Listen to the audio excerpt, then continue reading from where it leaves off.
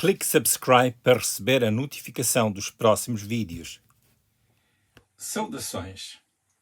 No calendário cristão, a Páscoa é considerado o evento mais sagrado, por razões que nós iremos ver nesta reflexão.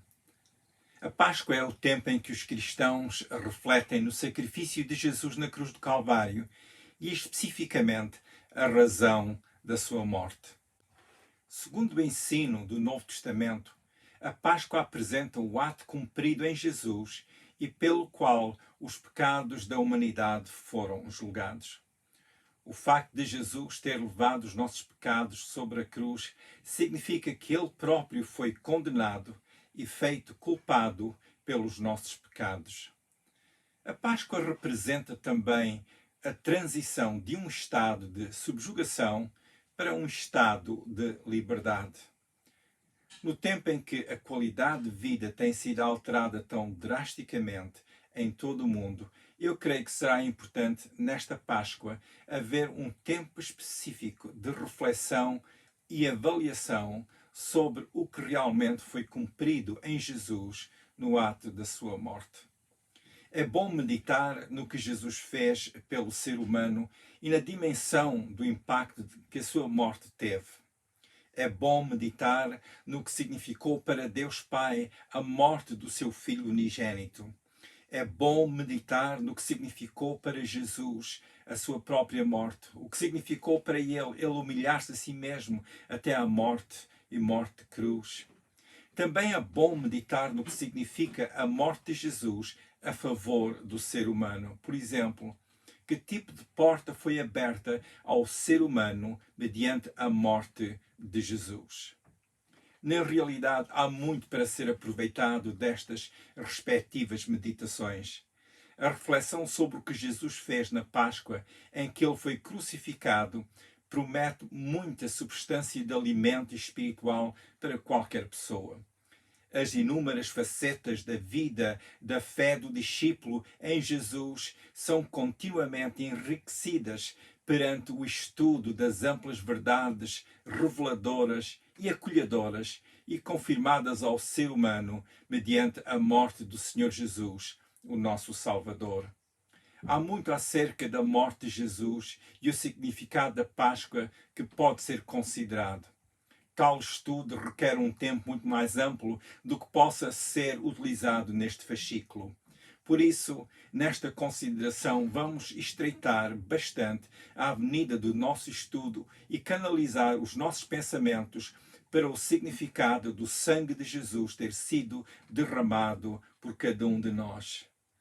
Na realidade, quando se pondera o assunto da Páscoa, é importante meditar na importância do derramamento do sangue de Jesus.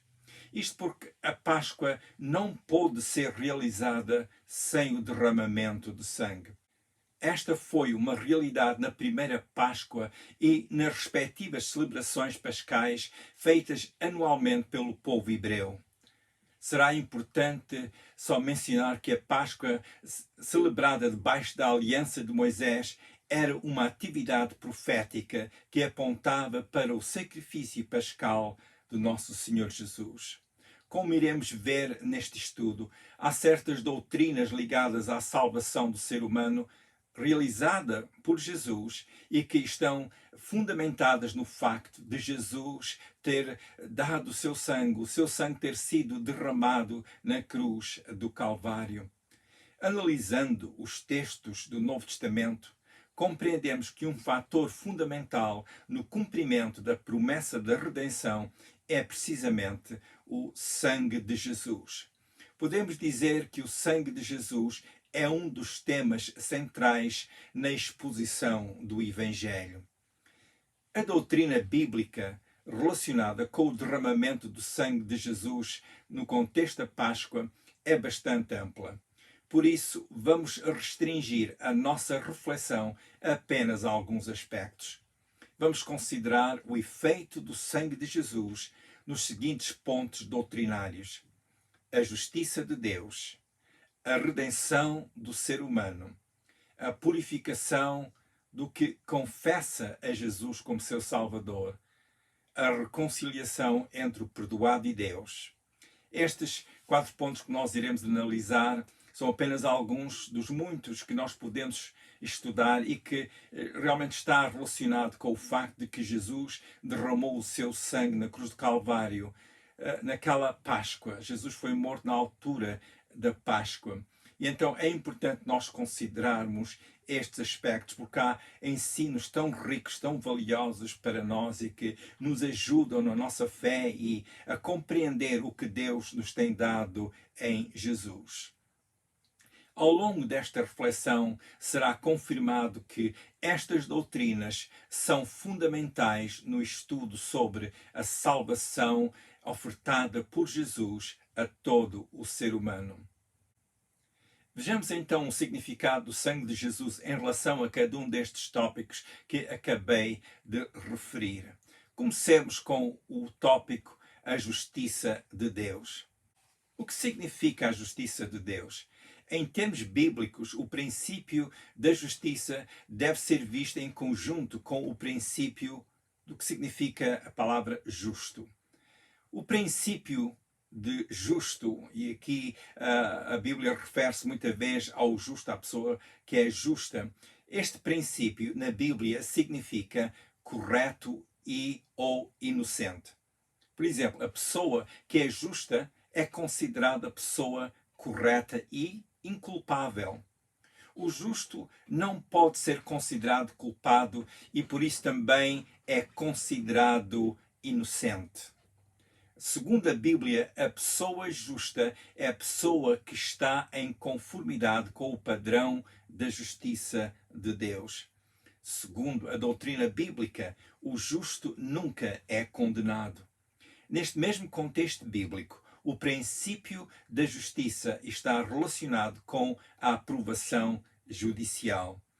O aspecto judicial vem do princípio de que onde há um julgamento, há também leis que dão orientação ao que é tomado como conduta correta e também ao padrão de retidão nesse mesmo contexto do julgamento. Estas leis são as leis de Deus. Quando se fala da justiça de Deus, fala-se também da aprovação de Deus.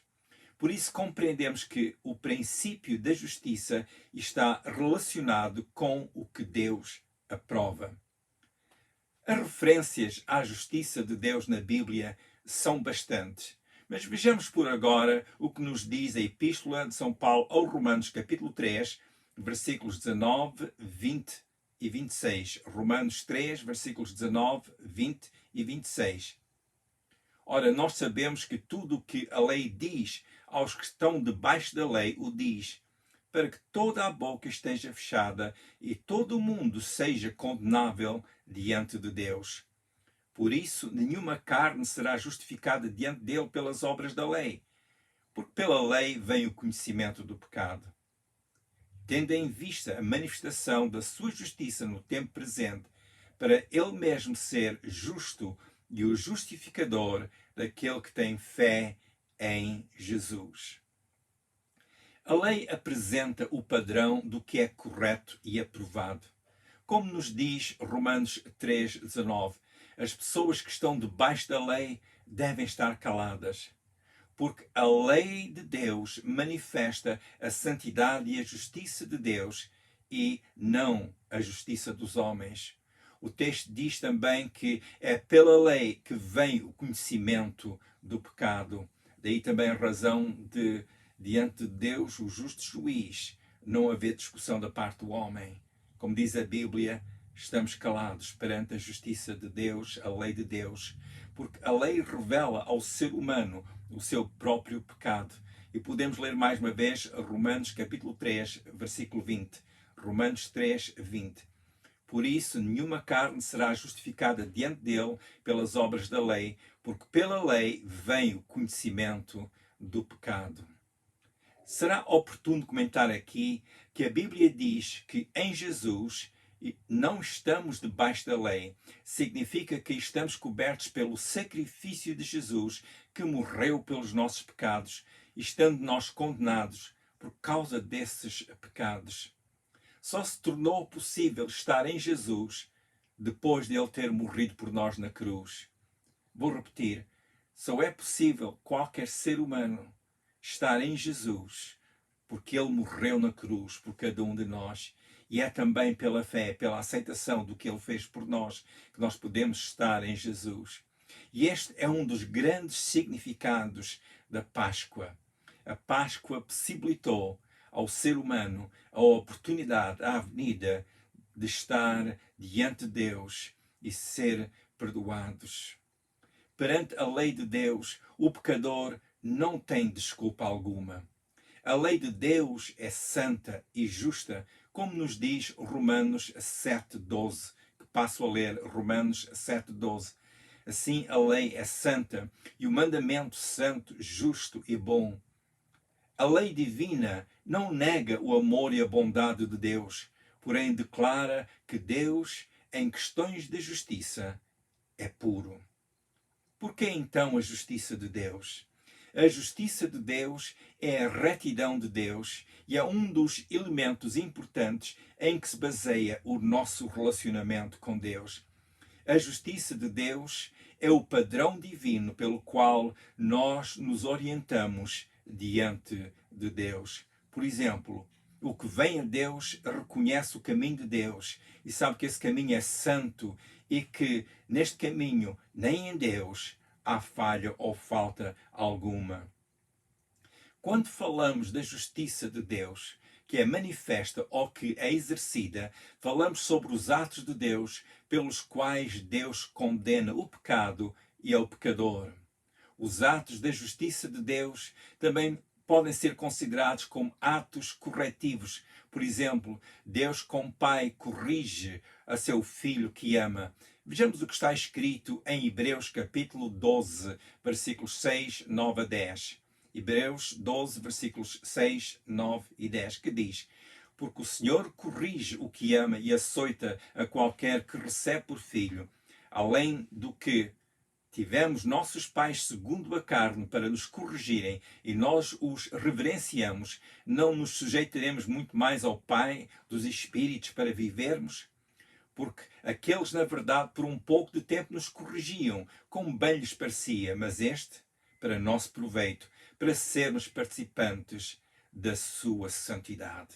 E este ponto é tão importante. Deus quer-nos a participar com Ele desta santidade. E isto tornou-se possível mediante a Páscoa que foi cumprida em Jesus. Ao expor-nos a justiça de Deus, a Bíblia diz que todas as pessoas pecaram. Aos olhos de Deus, não há pessoa que faça o bem. Romanos 3, 10 diz: Não há um justo, nem um sequer. O versículo 12 a seguir diz: Todos se extraviaram e juntamente se fizeram inúteis. Não há quem faça o bem, não há nem um só. Romanos 3, 23 diz: Porque todos pecaram e estão sem a glória de Deus. Foi necessária a obra do sacrifício de Jesus, em que o seu sangue foi derramado, para que realmente fosse realizada a justiça e Deus assim satisfazer o seu padrão de justiça também.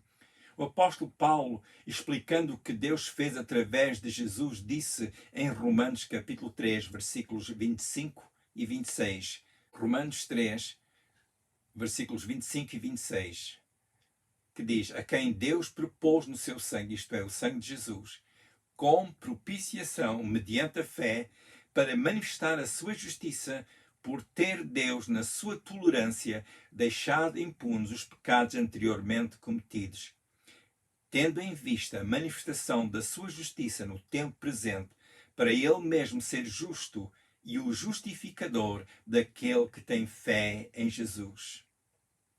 Por muitos séculos, Deus foi tolerante para com a humanidade, como lemos em Romanos 3, 25. Deus via o pecado do ser humano e que o ser humano tinha transgredido a sua lei. E a Bíblia diz que a alma que pecar, a pessoa que pecar, essa morrerá. Portanto, havia essa condenação e Deus viu isso. No entanto, Deus foi tolerante, esperando até a chegada de Jesus, que veio e deu a sua vida na cruz do Calvário por cada um de nós, precisamente por causa dos nossos pecados. Deus não quis fazer justiça direta sobre o ser humano, mas quis um outro caminho, uma outra avenida pela qual o ser humano pudesse ser salvo. A forma que Deus escolheu para fazer justiça foi enviar Jesus para ser ele o sacrifício expiatório perfeito pelos pecados da humanidade. O sacrifício expiatório significa o sacrifício que é feito e que possibilita a paz. Romanos 3:25 diz que Deus propôs no sangue de Jesus, seu Filho, a propiciação. A palavra propiciação é um termo teológico e significa a oferta dada para sacrifício diante de Deus, e Deus, aceitando esta oferta, não exerce a sua justiça sobre o pecador. Isto é o mesmo que dizer que Deus deu Jesus em sacrifício expiatório a favor da humanidade e que, ao mesmo tempo, Deus aceitou a oferta do sacrifício de Jesus a nosso favor. A propiciação diz-nos que o facto de Jesus ter derramado o seu sangue pela humanidade, que o castigo veio sobre Jesus e não sobre a humanidade que era culpada. Ou seja, Jesus tomou o lugar do culpado e sofreu ele próprio o castigo do qual o ser humano era digno. Em Jesus, o nosso pecado foi castigado. A justiça de Deus veio sobre Jesus, que naquela cruz ocupava o nosso lugar. Em Jesus foi cumprido o ato da justiça de Deus sobre o pecado. Jesus tornou-se o réu em nosso lugar e assim foi cumprida a justiça de Deus. Notemos mais uma vez a referência que é feita ao sangue de Jesus em Romanos capítulo 3, versículo 25. Compreendemos por este texto que, sem o sangue que foi dado como propiciação, nunca poderíamos beneficiar da justificação que nos é conferida por Deus através do sacrifício de Jesus. Por isso é que em Jesus a Páscoa tem um grande significado para nós. Tomemos também nota do que nos diz Romanos 3, 26 acerca do que Deus Pai fez. Romanos 3, 26 que diz: tendo em vista a manifestação da sua justiça no tempo presente, para ele mesmo ser justo e justificador daquele que tem fé em Jesus. Deus manifestou a sua justiça em Jesus. Agora, a pessoa que tem fé em Jesus, essa pessoa é justificada por Deus, que é justo. Pelo sangue derramado de Jesus, a nosso favor, fomos justificados. E estar justificado por Deus é o mesmo que dizer que Deus perdoou ao pecador mediante a morte de Jesus na cruz. O pecador perdoado, estando justificado aos olhos de Deus, não é declarado mais pecador, mas sim é uma pessoa justificada. A pessoa justificada mediante o sangue de Jesus está diante de Deus como se nunca tivesse pecado. Esta é a força da justiça de Deus e também o efeito da justificação que é conferida por Deus à pessoa que crê em Jesus, que o aceita como Senhor e Salvador, que reconhece que Jesus morreu naquela cruz, naquela Páscoa, e ali derramou o seu sangue. Sendo ele inocente, ele tomou o lugar do culpado. E nós é que somos os culpados. Nós estamos diante de Deus sujeitos à sua condenação. Mas Deus amou de tal forma a cada um de nós que nos deu Jesus, que morreu por nós. É oportuno considerar esta verdade. Se ainda não aceitou Jesus, aceite-o como seu Senhor e Salvador e diga a Deus Pai que crê que Jesus morreu na cruz do Calvário para o salvar. Aceite esta dádiva de Deus para a sua própria justificação. Quero encorajá-lo a falar com Deus. Fale com Deus todos os dias. Sempre em nome de Jesus, porque é por Jesus que nós chegamos junto do Pai. Leia a Bíblia também. Leia um pouco da Bíblia todos os dias, em especial os Evangelhos, pois assim vai aprender mais de Jesus. Frequente uma igreja que ensina o Evangelho, que ensina estas coisas, porque é por conhecermos mais a palavra de Deus que desfrutamos da maior liberdade que Deus nos dá. Jesus disse: conhecereis a verdade e a verdade vos libertará. A minha oração é que Deus continue abençoando cada um de vós. Se quiser ver os vídeos anteriores, vá ao YouTube, ao canal com o meu nome, Manny Bessa.